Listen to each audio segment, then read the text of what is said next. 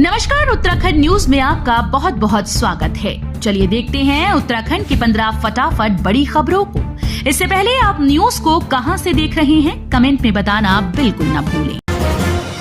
नवंबर-दिसंबर में शीतकालीन सत्र से ई विधानसभा शुरू करने की तैयारी। नेशनल ई विधान एप्लीकेशन योजना के तहत नवंबर-दिसंबर माह में होने वाले शीतकालीन सत्र से ई विधानसभा शुरू करने की तैयारी है। देहरादून विधानसभा भवन में ई विधानसभा के लिए मरम्मत और नवीनीकरण के कार्य चल रहे हैं। मानसून के बाद ही होंगे नगर निकायों के चुनाव। हाईकोर्ट में सरकार को 22 जुलाई को देनी है टाइमलाइन। प्रदेश में नगर निकायों के चुनाव मानसून के बाद ही होंगे, सरकार इसी तैयारी में जुट गई। इसके लिए इसी महीने हाईकोर्ट में निकाय चुनाव की टाइमलाइन भी देनी है। मानसून अवधि में आरक्षण संबंधी सभी काम पूरे कर लिए जाएंगे। केदारनाथ धाम की तरह अब यमुनोत्री के लिए भी शुरू होगी हेली सेवा। मानसून के बाद हेलीपैड का निर्माण। उत्तराखंड नागरिक उड्डयन और विकास प्राधिकरण ने यमुनोत्री के लिए हेली सेवा शुरू करने की कवायद तेज कर दी। केदारनाथ की भांति यमुनोत्री के लिए भी हेली सेवा अगले सीजन से शुरू होगी। बारिश के बाद उफान पर आई मालन नदी, फिर बहा पुल का डायवर्जन, वैकल्पिक मार्ग। मालन नदी के उफनाने से एक बार फिर से मालन पुल डायवर्जन वैकल्पिक मार्ग बह गया। नदी के दोनों ओर वाहनों की कतारें लग गई। हल्के वाहनों को मवाकोट कण्वाश्रम संपर्क मार्ग से भेजा गया। इस मार्ग पर भी इंटरलॉकिंग टाइल्स के निर्माण के कारण कई स्थानों पर जाम लगता रहा। पीएम किसान मानधन योजना, खुद के नाम जमीन नहीं, कैसे मिलेगा पेंशन योजना का लाभ। प्रधानमंत्री किसान मानधन योजना का लाभ लेने के लिए किसानों के सामने खाता खतौनी में खेती की जमीन खुद के नाम न होने की समस्या आड़े आ रही है। किसानों को 60 वर्ष की आयु पूरी होने के बाद पेंशन लाभ देने के लिए संचालित इस योजना में 4 साल के भीतर मात्र 2100 किसानों का पंजीकरण हुआ है। 50 रुपए प्रति किलोग्राम की दर से पिरुल खरीद का प्रस्ताव तैयार, सरकार की मुहर लगने का इंतजार। मुख्यमंत्री पुष्कर सिंह धामी की घोषणा के बाद 50 रुपए प्रति किलो की दर से पिरुल खरीदने का प्रस्ताव तैयार हो गया है। प्रस्ताव पर सरकार की मुहर लगने के बाद स्थानीय लोग पिरुल से प्रतिदिन 2500 से 3000 रुपए की कमाई कर सकते हैं। प्रमुख सचिव वन से वन विभाग से प्रस्ताव मांगा था। प्रमुख वन संरक्षक डॉक्टर धनंजय मोहन ने शासन को प्रस्ताव भेजने की पुष्टि की है। केदारनाथ और यमुनोत्री धाम की राह होगी आसान। हाई पावर कमेटी ने सड़क चौड़ीकरण योजना को दी हरी झंडी। केदारनाथ धाम में अगस्त्य मुनि से फाटा कुंड बाईपास तक 13 किलोमीटर सड़क सिंगल लेन है। इसके कारण कई बार वाहनों का आवागमन प्रभावित होता रहा। इस तरह यमुनोत्री धाम मार्ग पर करीब 23 किलोमीटर पालीघाट से जानकी चट्टी तक का मार्ग भी सिंगल लेन है।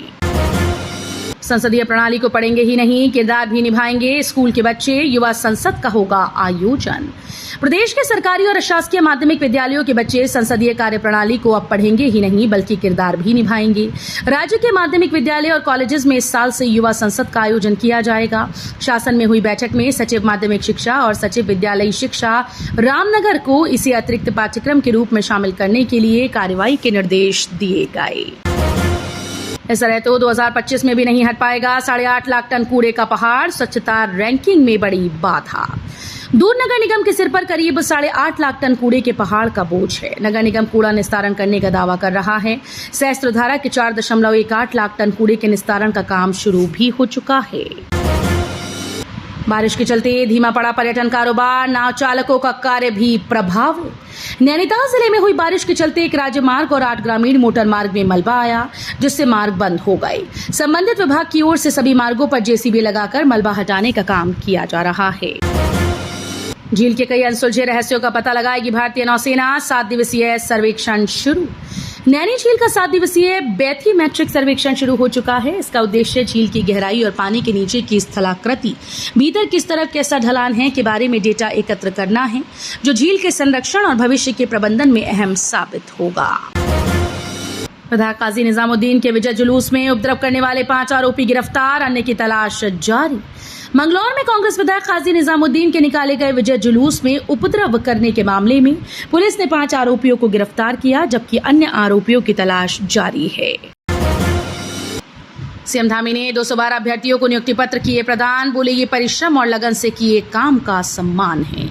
सीएम धामी ने कहा कि भर्ती प्रक्रिया में आई पारदर्शिता से युवाओं का सरकार के प्रति विश्वास बढ़ा है। ये पारदर्शिता युवाओं को भर्ती प्रक्रिया में शामिल होने के लिए प्रेरित करती है। उन्होंने कहा कि युवाओं के विभिन्न क्षेत्रों के भ्रमण के दौरान युवाओं ने नकल विरोधी कानून लागू करने हेतु विशेष रूप से सरकार का आभार व्यक्त किया जा रहा है। उत्तराखंड के सरकारी स्कूल के हाल। 2 बल्लियों पर टिका प्राथमिक स्कूल, खतरे में नौनिहालों की जान। पहाड़ों में शिक्षा व्यवस्था चाक चौबंद करने के दावे धरातल पर खोखले साबित हो रहे हैं। ताड़ीखेत ब्लॉक के वलनी गांव का राजकीय प्राथमिक विद्यालय जर्जर हालत में पहुंच गया।